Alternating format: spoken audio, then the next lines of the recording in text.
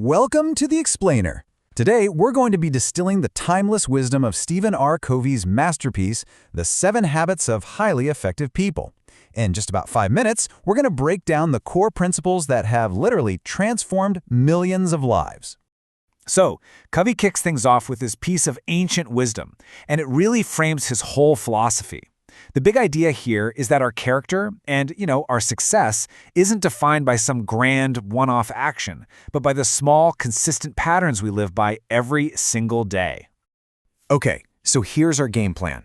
We'll explore Covey's core idea, take a journey through the habits, from self-mastery to teamwork, then we'll cover that all-important habit of renewal, and finally, see why this classic is more essential now than ever before. All right, first things first, we've got to get our heads around the foundational idea that makes this book just so powerful. It's this one distinction that honestly underpins everything else.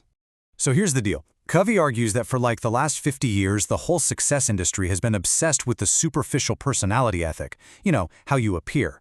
But he says true long-term effectiveness comes from the principle-based character ethic, who you fundamentally are. It's all about substance over style. So this first batch of habits is all about what Covey calls the private victory.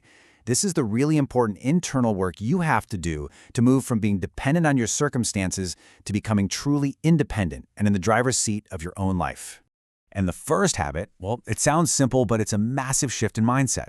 It's about stopping being reactive, a victim of your circumstances, and starting to be proactive. It's about recognizing that you have the freedom to choose your response, no matter what life throws at you.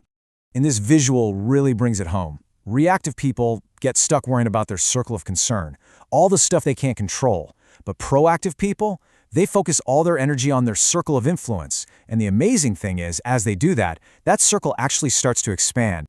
Okay, on to habit 2. Begin with the end in mind. And Covey uses this powerful, almost jarring exercise to get you there. It forces you to get absolutely crystal clear on your deepest values and what kind of life you truly want to have lived when all is said and done. So the crucial point here is to take that vision and create your own personal constitution. This mission statement becomes your North Star, right? It's that unchanging core that guides every single decision you make, from the tiny ones to the life-changing ones. And that leads us perfectly into habit 3. This is where the rubber meets the road.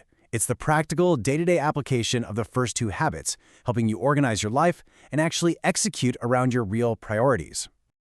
Most of us spend our lives reacting to what's urgent. We're putting out fires in quadrant 1 or getting lost in distractions in quadrant 3.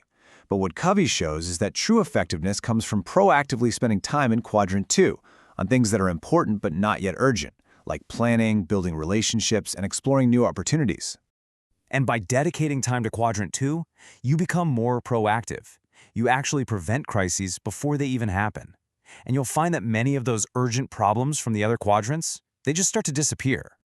Okay, now we move from self-mastery to the public victory.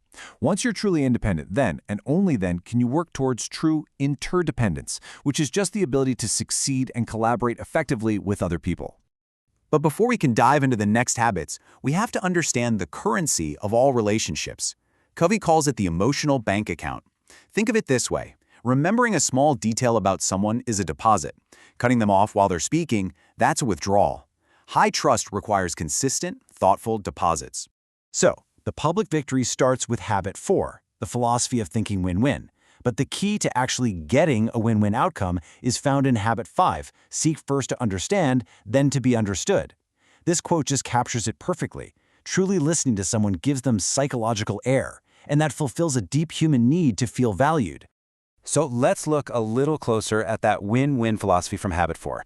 This isn't just a tactic, It's a character-based approach. It requires real integrity, the maturity to balance your needs with others, and what Covey calls an abundance mentality, that powerful belief that there is plenty of success for everybody. And finally, habit 6 is where the magic happens. Synergize.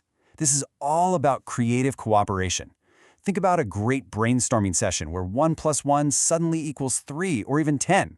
When you trust others and value their different perspectives, you create solutions that are way better than what anyone could have imagined alone. So, you've achieved the private and public victories, but how do you sustain all of that? Well, that brings us to the final habit, the one that really makes all the others possible. And that is habit 7, sharpen the saw. It's about regularly taking time for self-renewal across these 4 key areas of your life. This is a total quadrant 2 activity. If you don't stop to sharpen the saw, and by the saw he means you'll eventually become dull and just plain ineffective. So, in a world that's jam-packed with productivity hacks and all these new systems, is a book from 1989 really still relevant? The answer is a resounding yes. Let's talk about why. You know, a lot of people have pointed this out, and it's a great way to think about it. The 7 Habits provides the foundational strategy, the big picture why. Newer books, like the excellent Atomic Habits, often provide the specific tactics, the how, to actually implement those principles. They don't compete, they work together perfectly. And I mean, the proof is in the pudding, isn't it? We're talking over 40 million copies sold. Its principles on leadership, personal effectiveness, and building relationships have proven to be truly universal and absolutely timeless. And that's really the heart of it. Ultimately, the 7 Habits challenges us to look right past our to-do lists to answer a much, much deeper question. It brings us full circle, right back to that character ethic, asking not just what do you want to achieve, but who do you ultimately want to become?